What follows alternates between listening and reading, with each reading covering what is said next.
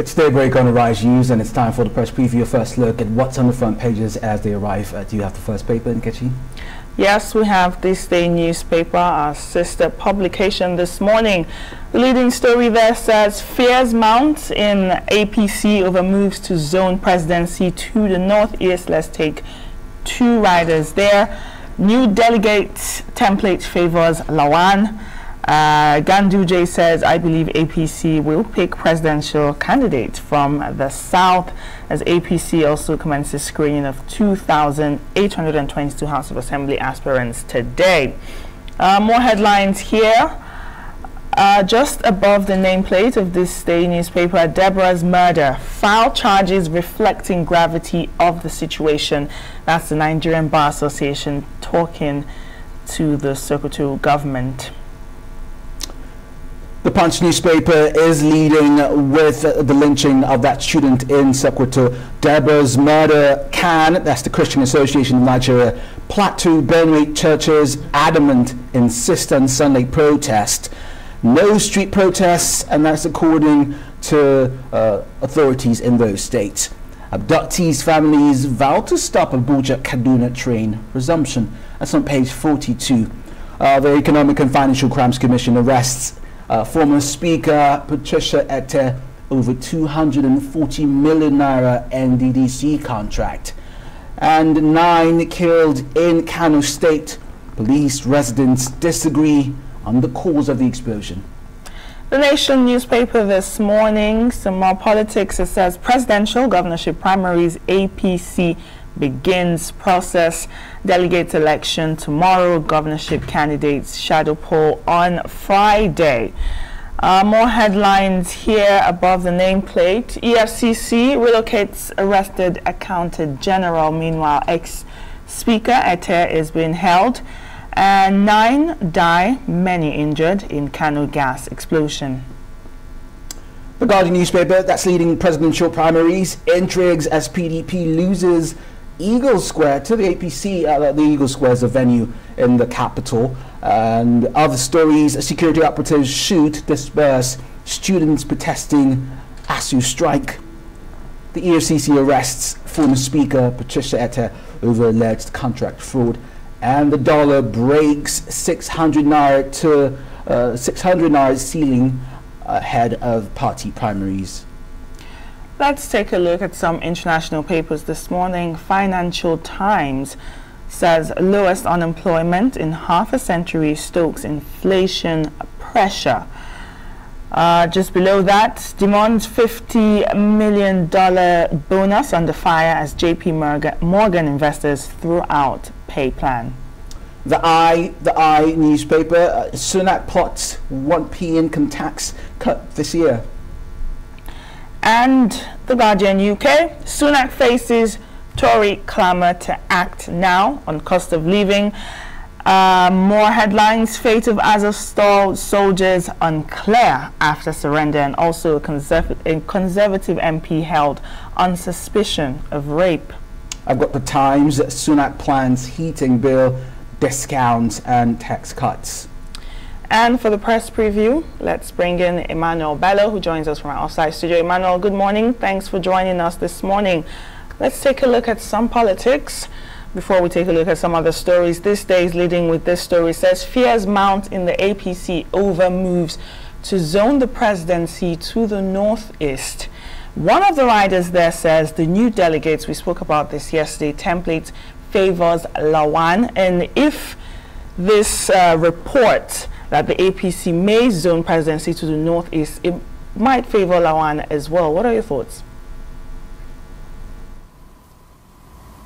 Good morning, Kechi. Well, yes, but that's this day has all the big stories on its cover this morning, and very interesting, especially this day lead story. It's a sort of story that everybody will want to rush and buy because it's intriguing. Buy the paper for that particular story. It's very interesting, and all the other big issue, Deborah, and all the other issues on its cover. Yes, so this zoning thing, it's interesting. You know, in Kechi the other day we had this story here. We discussed the fact that we were wondering why the sudden aggressive move by the National Assembly to to ensure that those delegates count.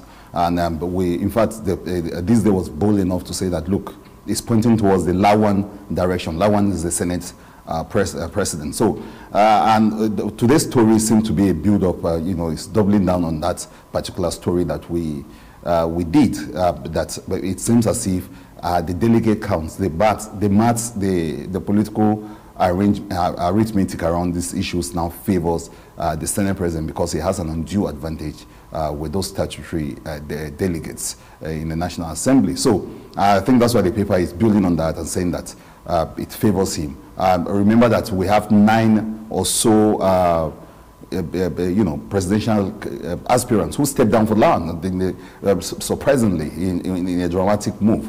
Ojo Okalu right now even saying that, look, he's prepared to go sweep the villa if Lawan is president.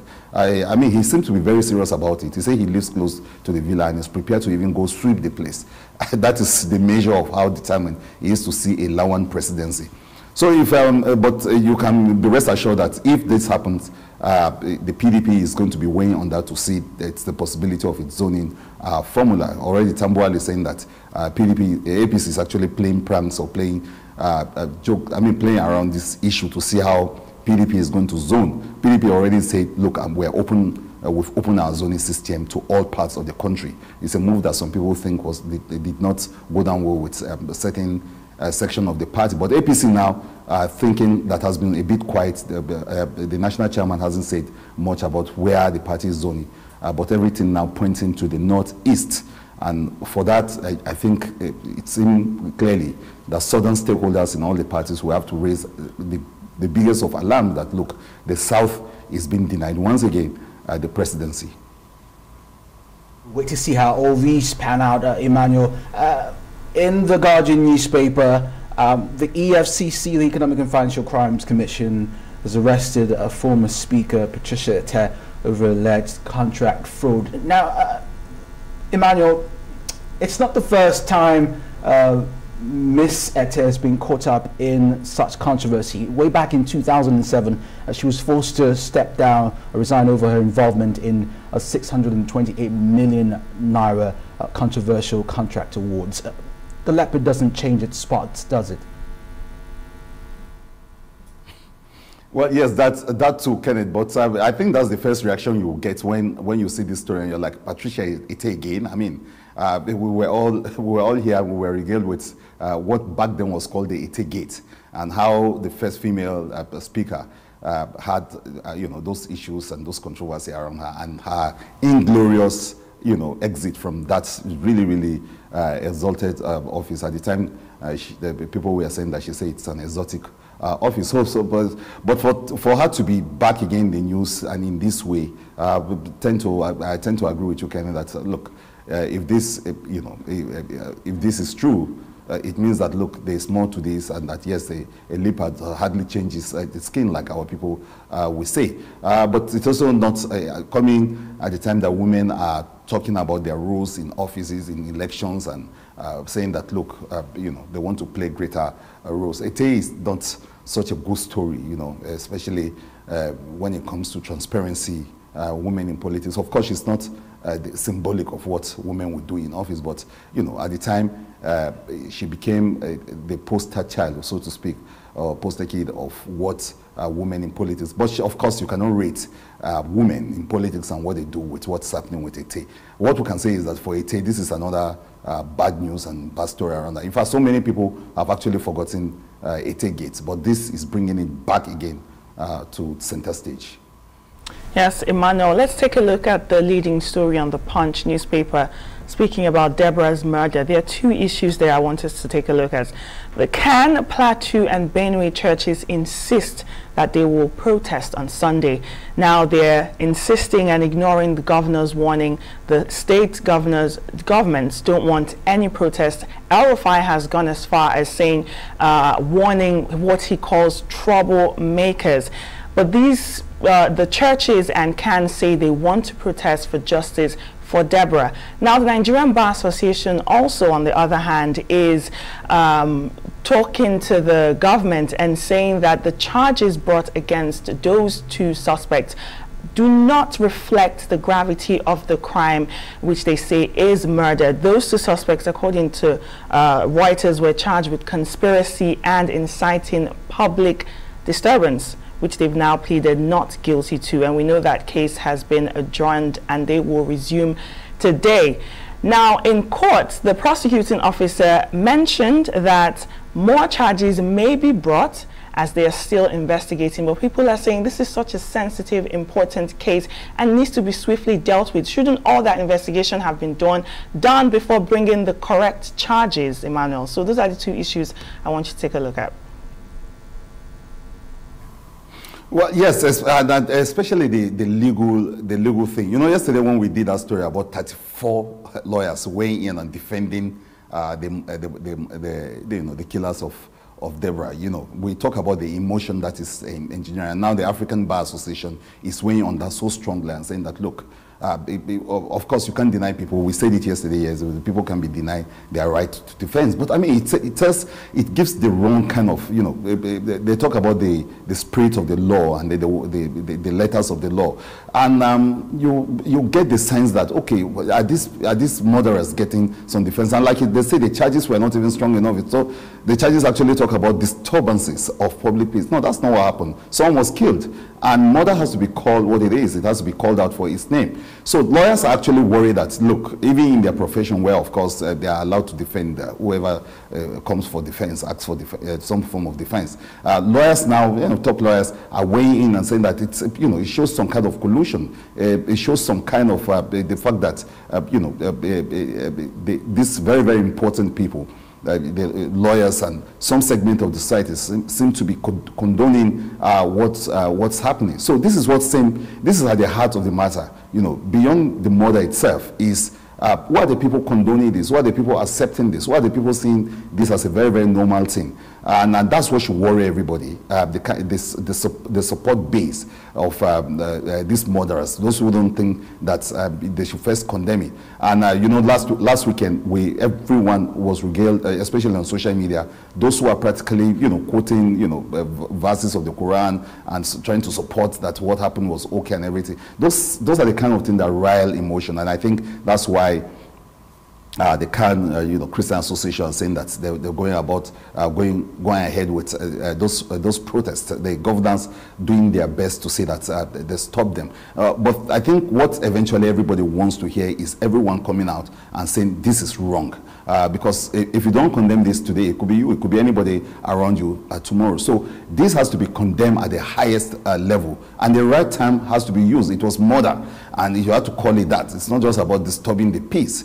We've had a lot, enough. I mean, enough is enough. We should have some people really, really weighing on this. Those who have kept quiet so far are not helping the matters. We need to seek courage. This is the time that calls for all of that. Calls for courage, calls for humanity.